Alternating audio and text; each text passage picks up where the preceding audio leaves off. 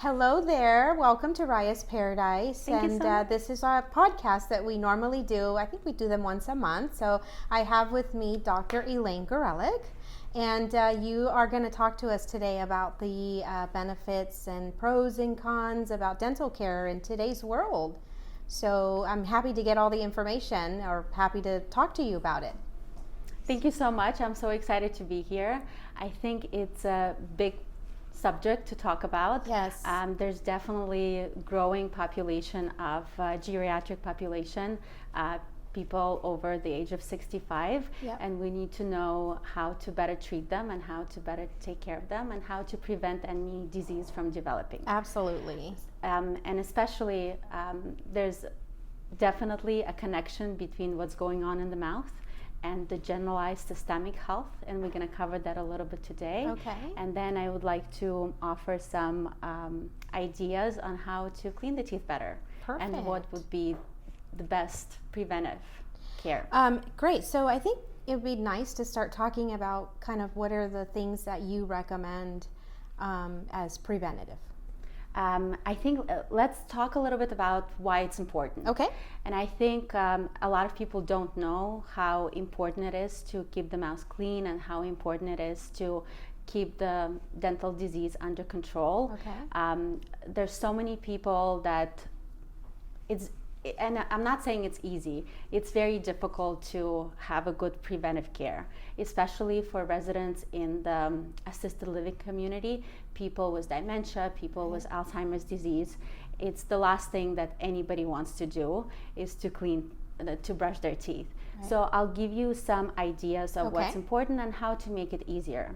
Okay. But the bacteria that's found in the mouth, and most importantly the bacteria in the gum disease, is the same bacteria that's responsible for systemic disease. So especially for people with compromised health, we find the same bacteria in cases of pneumonia, especially the vascular pneumonia. And there's some connection between Alzheimer's and bacteria found in the mouth.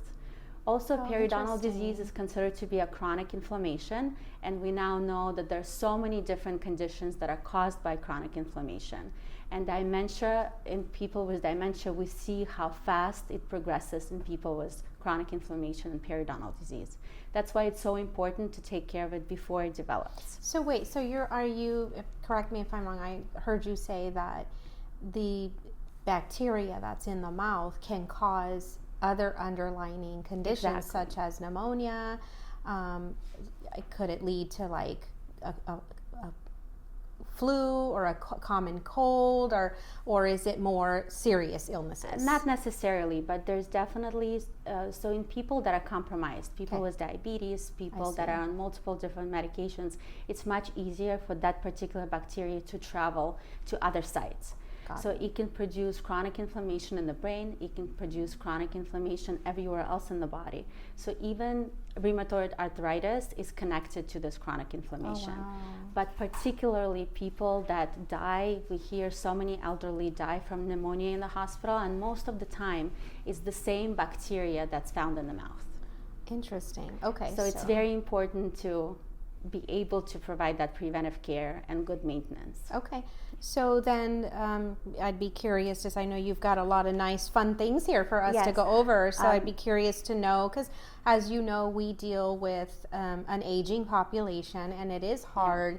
Some of the caregivers do struggle with how do we get into the mouth, or how do we clean, and you know, as we're getting older and older, we know that it's important to floss, we know it's important to brush, but then you have, if you're trying to care for somebody, then it gets even harder. So can we get the toothbrush in their mouth? It's hard. How do you floss? So I'm excited to hear about some of the techniques or ideas that you have for us to be able to do this. Yeah, so there are a few things that we are dealing with. Okay. Most of the time people that have some underlying conditions, they are on multiple medications. So one of the biggest things that we see is xerostomia, so really dry mouth. Okay. So it's very difficult for them to enjoy the daily life with a dry mouth. Plus, we see more prevalence of gum disease, and we see root caries. So when the teeth that are retained are starting to develop cavities. So we have to be able to keep the mouth moist. Okay. We have to be able to clean the teeth properly, but at the same time be able to get in between the teeth and keep under the gums. Okay. Right? So there are a few things for people that are able to spit out. I don't like, so mouth rinse is always great, but definitely not something that has alcohol. I know that people like the taste of Listerine, but it's really not good for people with dry mouth or that have sensitive teeth, because it doesn't do any good. It's just for the taste. Okay. So something that's specifically designed for dry mouth is something like Biotin. Okay. Or there's a really good product. It's called Act Dry Mouth. Okay. And these are found at, we can get any CVS. over the counter. It's over the counter. You can find it anywhere. If people cannot spit out, if the resident has really bad function and they cannot spit out, they can use Biotin Spray. So this can be sprayed at each meal time and also at night. Okay. So right now we see a lot more people are retaining teeth. Before, we were worried about elderly population, how we would replace the teeth. And people had dentures, right? So it was uncomfortable, it was removable. We had to worry of how we're gonna keep the dentures in the mouth, right? Yeah. And a lot of times when people have dry mouths, it's very difficult. You get a lot of sore spots. So this is also great for people with who wear dentures, but they need a little bit of saliva. So Biotin Spray is great for it. Okay. So, but with advances in dental health, we have a lot more people with teeth and that have implants. We don't have to worry about removable, right? But we need to be able to clean the teeth well. Okay. And especially for people that need a little bit of help, the easiest way is to use electric toothbrush. Because when all you have to do is guide it from tooth to tooth. Right? So even if you are helping somebody brush their teeth, you don't really have to do a lot. So you just have to guide it from surface to surface, angle it towards the gum. Okay. So it's always best to use an electric toothbrush versus the manual one. Yes, but if you are using electric toothbrush, you can use it on a soft setting, so on a sensitive setting, and using the soft bristles. Okay. Nobody should be using moderate or hard bristles. It doesn't do anything. It actually does remove the tooth structure and causes a lot more sensitivity. So sensitive setting and really soft toothbrush bristles. Another really great tool for people that it would be great to floss. So I'm not saying flossing is always better in between the teeth, but a lot of times for elderly people, because of rheumatoid arthritis, it's difficult to hold the floss. And if you're trying to help somebody brush and floss, it's even more difficult. So they're definitely floss holders. Okay. It can be a little bit more extended than this. But it's much easier. I love Waterpik. And you can use it in a shower. It does get, the only problem, it gets a little bit messy, but you can also use it at a really slow speed. And it's much easier for somebody, if you're taking care of somebody, to get in between. Okay. If a person also has a problem with brushing, what we usually recommend, you can put peroxide into the Waterpik instead of the water, and just really try to irrigate all that plaque and bacteria out of the pocket. So if I have somebody that is really struggling, somebody with a cognitive impairment, I'm struggling to brush their teeth, the recommendation is have the family bring us a Waterpik, and then we add that solution, and instead of us struggling to brush the teeth, we can use the Waterpik with that solution, and that will help. Yeah, so I'm not saying it would replace it, but it's better than nothing. And it actually, I like the way the Waterpik tip, there are different tips actually, and it can get inside. You don't really even have to see where it's going, as long as you're cleaning top and bottom and things like this. The only problem it becomes when they cannot spit out, right? Or when there's so much water they cannot do it in front of the sink, or it just leaks all over. So in that case, even gauze, just making sure that everything is clean before they go to bed would be great. With different medications and also changes in digestive environment, we see a lot more acidity, right? And we know that bacteria for periodontitis, for gum disease, and also cavities like that environment. So to make sure that the water that they're drinking is basic. That's what we recommend for everybody. Actually, at least the last thing that before they go to bed, they should have a glass of water. So this is very important. We talked a little bit about different ways of delivering saliva, and it can be either a mouth rinse, it can be a spray, or it can be lozenges. Okay, so whatever they like, but I like the spray the best. You can always, a lot of times they have dry lips and they get cracks, so this is really good for lips also. You just spray it and it's safe, they can swallow it. What do you recommend as far as I know it's typical to recommend, you know, a cleaning every 6 months. So what do you recommend? I mean, if I know you see this all the time, where again we have somebody who it's really hard, or they've neglected their teeth for quite some time, and they are just needing day-to-day care. Like, what is the recommendation to go get their teeth cleaned? It all depends, actually. So it depends on severity of gum disease and how well they're doing at home. So we see some patients, it's usually from 3 to 6 months. Okay. I like to see elderly population a little bit more often. So bacteria is usually on a 90-day cycle. So I would say, if possible, every 3 months would be the best. Okay?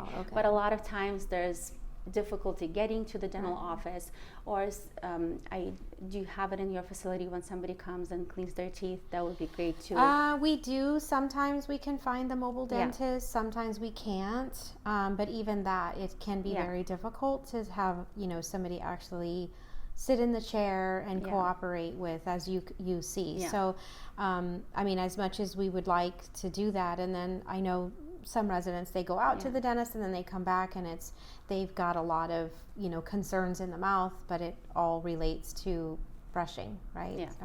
And or cleaning. Again, I think these are the two best tools. Then electric toothbrush and a water pick would be the best. And using something that can reduce the bacteria, so peroxyl, like even if this can be used once a day, that would be great in a water pick. Or it can be, there's another product that I really, really like. It's called OraCare. It doesn't have the best taste. It tastes a little bit like a bleach, but it's an active solution. You mix it for 30 seconds and you can rinse with it. It can be used in a water pick also. Now, this is also over the counter? This can be bought through a dentist. I got it. Yeah. Okay. But this is only for individuals that can spit out. So what happens if we have somebody that can't? I mean, then actually basic water would be the best. In the water pick? In the water pick. Okay, all right. Now, tell me a little bit, doctor, about the benefits. I know we covered it, we may have covered it a little bit, of a denture versus an implant. Like, we get the question a lot of, am I okay to do this? Can I do this? And what does that entail? Yeah, so it all depends on the medical condition. So if the doctor says, and we see a lot of elderly people in great health and they're absolutely ready to be able to go through surgery. It's not, nowadays, it's such a common procedure. As long as you're able to do it based on your systemic health, it's definitely not a problem. Okay? So the implant is always better than a removable because it's much easier to chew. You don't have to remove anything. You don't need to worry about the chewing ability. It's known that if the person is missing their teeth, their chewing ability is only 20%. Okay, so they can't enjoy the food. They can't taste it the same. When they lose weight, the denture becomes loose. So there are a lot of problems and maintenance of the dentures also. I just recently had a patient. She's had dentures since she was 40. Right? Oh, wow. Now she's in her 80s, but she's in great health. And she is retired. Her kids are grown, so she's able to afford it. She decided that all she just wants to bite into an apple. Right? So she had a procedure done. She had implants placed on the bottom and the top, and we delivered a bridge that's held by implants, and it's easier to clean. Okay, so it can be cleaned with a water pick underneath, and she's able to chew better and enjoy life. Interesting. And it looks great. But it's only for individuals that can be cleared by their medical doctor. I see. Now, I know that, well, we both know that dentures are very costly, and so are implants. I'm only to assume that an implant costs a lot more money because you're doing per tooth? Yeah, so the implants are still more expensive than dentures, but at the same time, so if you are missing just one tooth, then it's one implant for one tooth missing. Right. But if the patient is missing multiple teeth, you don't need to replace all 32 teeth. right? So what we do, it's minimum 4 implants on the bottom and 6 implants on top. Oh, interesting. So it's all on 4 on the bottom and 6 to 8 implants on top to be able to withhold the stress from chewing. Oh.